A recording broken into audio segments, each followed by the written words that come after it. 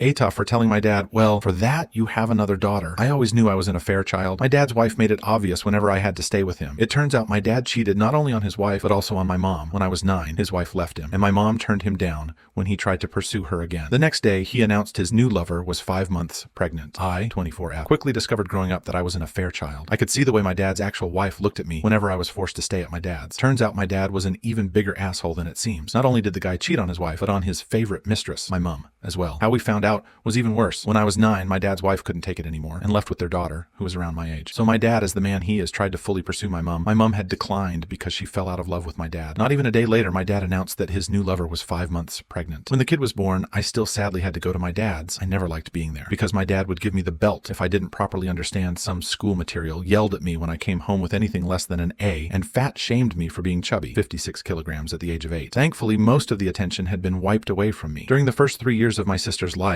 I always had to hear comments from my dad, like how I was such a troubled child compared to my sister, etc. When my sister turned 5, I started noticing my dad's behavior around her was much more pleasant compared to the treatment I received at that age. Then after the kid's 5th birthday, the comments about my sister being way better than I was, smarter and thinner, etc., started always coming at me. Over the years, the comments kept increasing and increasing. Safe to say that I had never felt as if my dad was my dad. In that role was always my older brother. And now, if I'm being 100% fair, I quite hate the guy. I don't regret moving for college and not informing nor speaking to my dad for the first 3 years of living away. For the autumn break, I have gathered up the money to visit my brother and my niece in my home country. I'm pretty good at what I'm studying. Plus, I have lost a lot of weight because of the stress, so my dad saw me worthy of being his daughter. Somehow, my dad got a whiff of that idea and called me to ask me to go with him and a few of his friends to the annual autumn marathon, to which I responded, well, for that you have another daughter. AITAH, relevant comments, commenter, NTA, and please be firm on your decision not to go. It's likely he doesn't have the self-awareness to know how much he hurt you through the years. Keep your freedom and your peace. It might at least make him think a little bit if he realizes you want nothing to do with him. Commenter, your bio father lost the right to call himself your dad a long time ago. He chose to put his other children first, treated you horridly, and did nothing to have a loving relationship with you. And now that you are in college, getting good grades, and he approves of your physical appearance, he wants to do things with you? That's a hard no. Go live your best life and go fully no contact with your sperm donor. Story 2. AITAH for not wanting to share with my stepsister, my F15. Mum's fiance, Dan, is moving in with us soon. He has a 4-year-old daughter, Lily. Her mum isn't around. We live in a 3-bedroom house, but the 3rd bedroom is pretty small. Before now, it was empty other than boxes of old and a fold-out sofa we use for guests. I helped Mum finally take the boxes to the charity shop, but she was worried about fitting Lily's furniture and toys in. Her room at Dan's is twice the size. Mum's bright idea was to keep that 3rd bedroom as a playroom for us, leave the fold-out sofa so it can still be used as a guest room, and we'll share my bedroom. I don't really have many toys other than my PlayStation, some art stuff, a few board games, and some old cuddly toys. I wouldn't spend any time in a playroom, so I thought Mum's idea was a bit weird.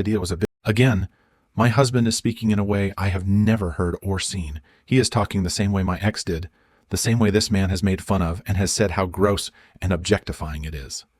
I take pictures of everything I have found and get ready to wake this MFer up with a hammer fist when I convince myself that violence is not the answer.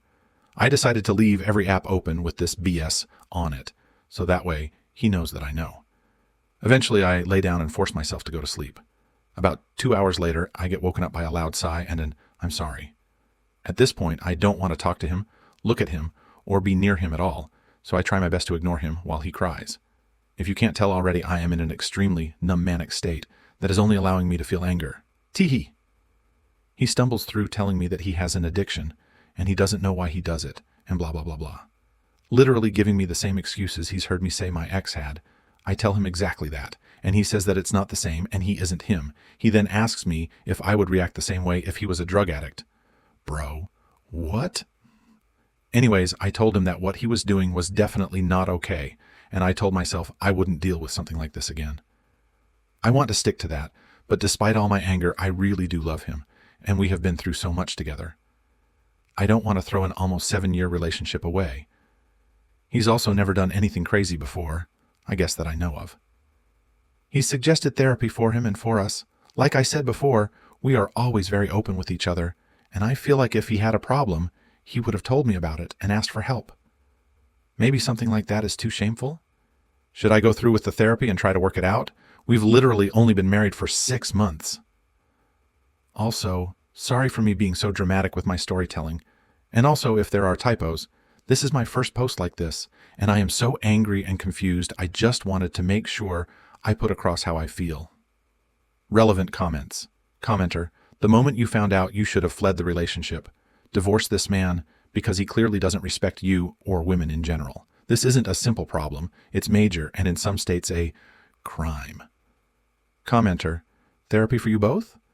For what? He is the cheater doing all that emotional cheating and being a hateful jerk to women. I wouldn't go with him to therapy. If he has shit to fix, he can go alone. I wouldn't date that kind of person anyway. Someone who can be that kind of criminal misogynist. Those are his true colors. I would run in your place.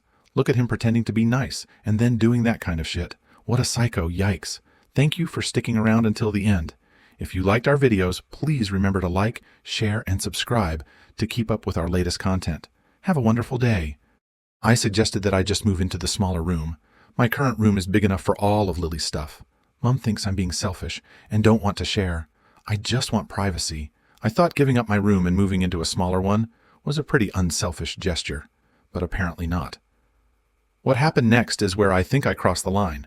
Mom was at work on Saturday, so I went ahead and moved my stuff into the other room. I know doing it behind Mom's back was sneaky, but she was dead set on me sharing with Lily.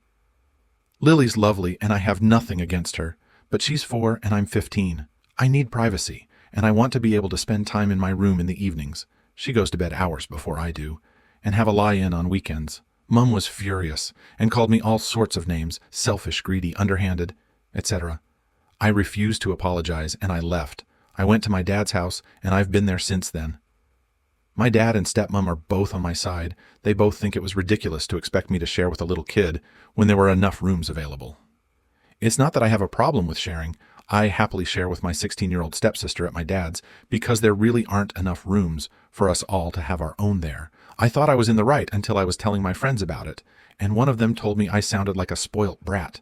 So, Reddit, what do you think? AITAH? Relevant comments. Commenter, NTA and your mom wants a built-in babysitter so the 4-year-old stays out of her hair. Mom isn't going to enjoy kiddo being woken up every time OP goes to bed. Their bedtimes are going to be rather different. Tired 4-year-olds do not make for a happy house at any time of day. The woman just hasn't thought this through if she thinks OP is going to be the only one who suffers. Commenter, you were selfless enough to actually give up the larger room, which really you shouldn't have had to do. To call you selfish is absolutely ridiculous. Mother clearly just wants a free babysitter. I can't think of a single other logical explanation for why she would be upset. Don't let her gaslight you into thinking you are the problem. Your mom is the problem. Continue staying with your dad. I'd rather share with another teenager than a 4-year-old any day. NTA. Story 3.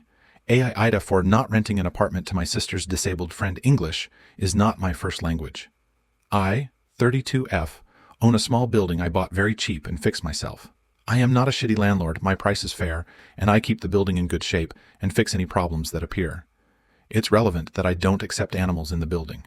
I had an empty apartment, so I put an online ad and got a few candidates. I was talking to my sister, 40F, and commented that was searching for a new tenant. I did my usual, showed the apartment, and asked the candidates to fill out a form. One of the candidates who came was blind, and he came with a friend. During the visit, he commented that he have a service dog. I did comment that as per the ad, I don't accept animals. He informed me that since he is a service dog, it legally doesn't apply to his dog.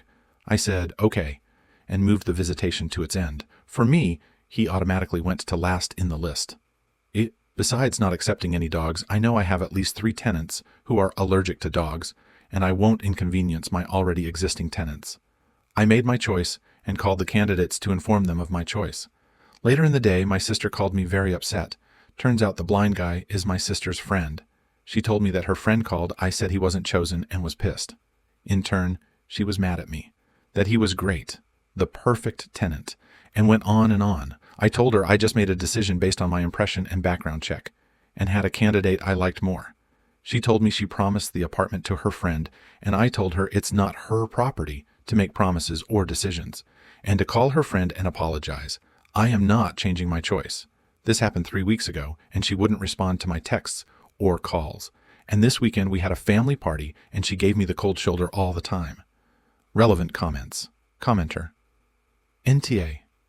Just as you said, it is not her property to make that kind of a promise. Even if you allowed animals, it would still not be her promise to make. She is upset you made her look bad to a friend.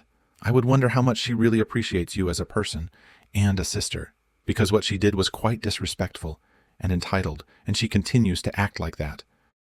Commenter, this is clearly an ES situation. Yes, OP's sister is an asshole for making promises she has no right to make, and the friend is an asshole for making a fuss, although it's unclear what OP's sister actually told them, so they may be less of an asshole if the sister lied and said she was actually able to promise the apartment.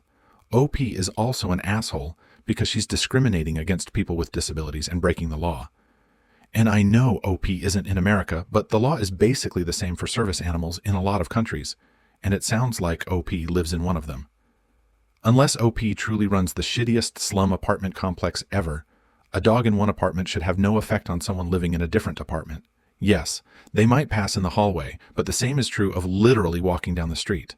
Also, the law is the law, and in this case it exists because disabled people have enough trouble getting approved for housing without facing extra discrimination because of their service animal. Commenter. And in most places, the law explicitly states that it is illegal to disfavor a candidate for their disability or service animal, not the same as an emotional support animal. And that allergies are not a valid excuse to refuse service. The sister still sucks and sets him up to fail, though story 4. Do I end the marriage now or... I, 25F, and my husband, 30M, have been dating for 6 years and married for 6 months. He exchanges stuff with another guy. TLDR, my husband texts other women and trades explicit content of girls from his high school, even me, with some guy he also went to school with. I confronted him and he said it's a problem addiction and suggested he and us go to therapy. The thing is, I went through almost this exact situation with my ex, and I told myself I wouldn't deal with stuff like this again. We have been together for 6 years, married 6 months, and IDK what to do. We are normally very open and tell each other everything, or at least I thought so. So, for a bit of context, on multiple occasions we have talked about our sexual desires, what we are into, the kind of porn we like to watch, etc. And there is never really any jealousy or judgment. Checking out girls together is something that happens often with us. I'm bi. He and I have also talked about my past and what I had been through with my ex, who was an abusive, sociopathic creep who cheated on me countless times. Anyways, I was trying to send my husband a video while he was asleep, and it wasn't going through. This had been happening a lot lately. I got frustrated and wanted to see if it had actually gone through, and my phone was just being weird. As I went to go to our messages, I see that he had someone on mute. I'm not normally one to snoop through my partner's phone. Despite my past, I like to have trust and allow my partners to have privacy. I was interested when I saw it was a girl that he's told me he had a fling with. Going through the messages, I see he is flirting, asking to meet up to catch up and pick up where they left off. Just talking in a way I have never heard from him before. It's almost all one-sided, too. He's literally being a pest. Starting to get pissed and having that ugly feeling in my stomach, I decide to move on and see what else he has been up to. Going through all of the apps I can find where you can message people, I see that he's not only doing this with her, but with so many other women. Like I said, speaking in a way I've never heard from him. Damn girl, you look fine, AF here. What I would do to get just one night with you. This well-rounded, well-spoken, and polite man that I thought I had married is. At this point, my PTSD is through the roof, and I'm going full detective. Finding chats, pictures, videos, screenshots, files, everything you can think of, he's got it. Finally, I see that he has a telegram hidden in a slide on its own in his home screen. I open it and see only one contact. Reading their messages made my stomach turn. He and this guy are sending each other explicit pictures and videos of girls from their hometown that they went to high school with, saying the most vile and disgusting things about their looks and what they do with them.